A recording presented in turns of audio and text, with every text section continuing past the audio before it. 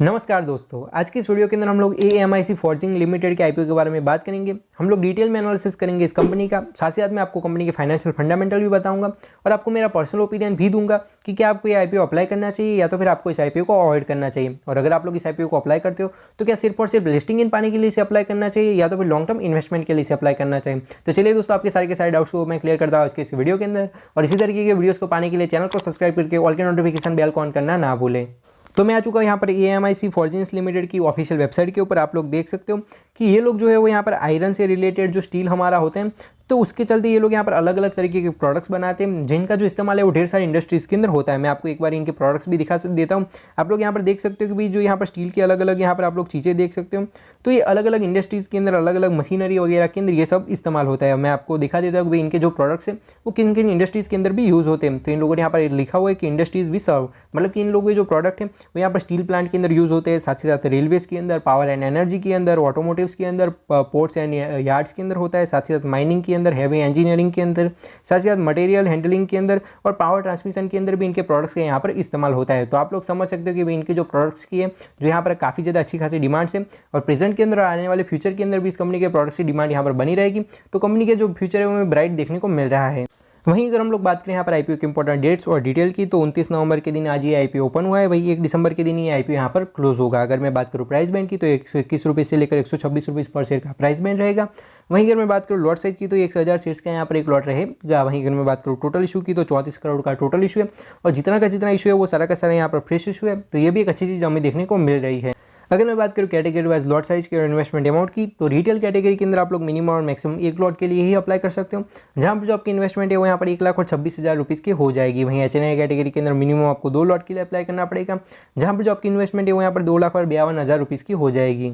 अगर हम लोग बात करें प्रोमोटर होल्डिंग के ट्रेंड की, तो SIPO से पहले कंपनी के प्रोमोटर के पास में 78.38% स्टेक था, जो कि SIPO के बाद में घटकर यहाँ पर 57.74% हो जाएगा। तो IPO के बावजूद भी कंपनी के प्रोमोटर के पास में ठीक ठाक सा स्टेक रहेगा। तो ये भी एक अच्छी सी चीज़ हमें देखने को मिल रही है। अगर हम लोग बात करें कंपनी के फाइनेंशियल्स की, तो पर्सनली कंपनी के फाइनेंशियल्स मुझे काफ़ी ज़्यादा अच्छे लगे। मैं अगर बात करूँ एसेट्स की, तो 2021 के अंदर कंपनी के पास में 16 करोड़ के एसेट थे, जो कि 2022 के अंदर बढ़कर यहाँ पर 31 करोड़ के हो गए। मतलब कि 2 सालों के अंदर जो इनके एसेट्स है वो ऑलमोस्ट यहाँ पर डबल हो गए।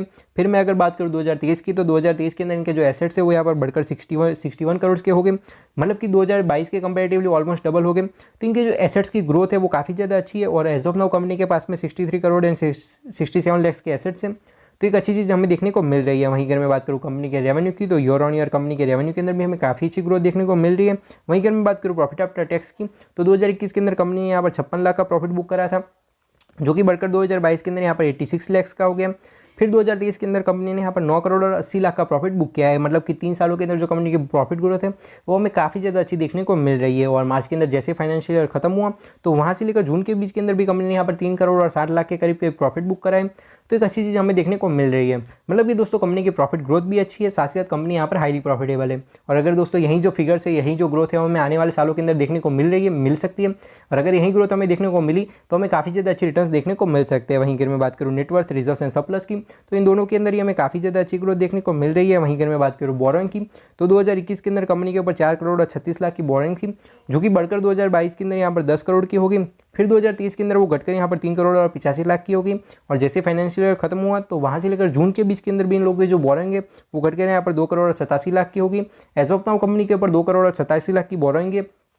तो इतने बड़े बड़े प्रॉफिट्स और इतने सारे एसेट्स के कंपेरेटिवली कंपनी के ऊपर ऑलमोस्ट ना के बराबर में डेट है, ना के बराबर में बोरोइंग है। तो ये भी एक अच्छी चीज़ हमें देखने को मिल रही है। अगर हम लोग यहाँ पर की परफॉर्मेंस इंडिकेटर के जरिए कंपनी के वैल्यूएशन को समझने की कोशिश करें, तो यहाँ पर जो कंपनी का पीई रेशियो है वो यहाँ पर ऑलमोस्ट 12:14 का है। यहाँ पर जो है वो 1 का लिखा हुआ है, लेकिन एक्चुअली में कंपनी का जो पीई रेशियो है वो 1 का नहीं है और इनका जो पोस्ट पीई है वो यहाँ पर 9 का है।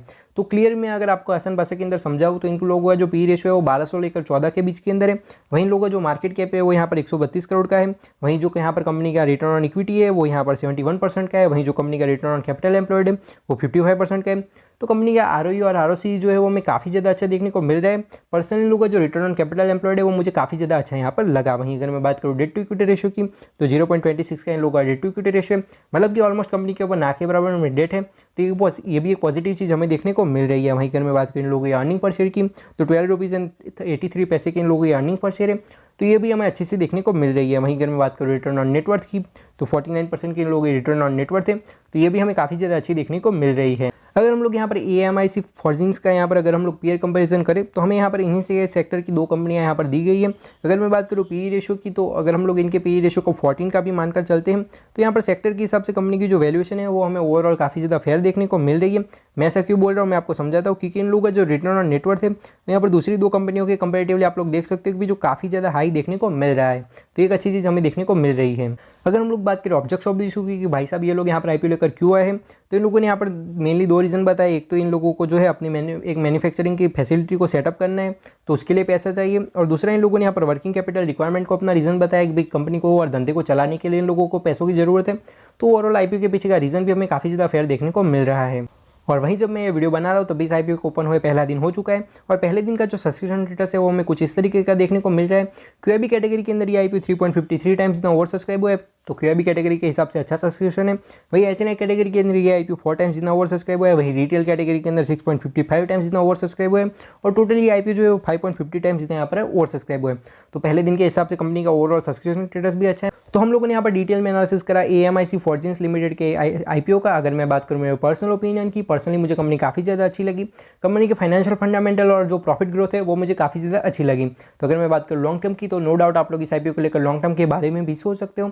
और वहीं अगर मैं बात करूँ लिस्टिंग इनकी, तो इसके लिए आपको आखिरी दिन के GMP और सब्सक्रिप्शन स्टेटस का वेट करना चाहिए। साथ ही साथ इसी डेट के बीच के अंदर यहाँ पर दूसरा भी एक IPO चल रहा है जिसका नाम है दीपक केमिस्ट लिमिटेड। तो मैंने उसके ऊपर भी एक डिटेल्ड एनालिसिस का वीडियो बनाया जो आप लोग यहाँ पर क्लिक करके देख सकते हो। और मैं मिलता हूँ आपको सीधे ही इस वाले वीडियो के अंदर।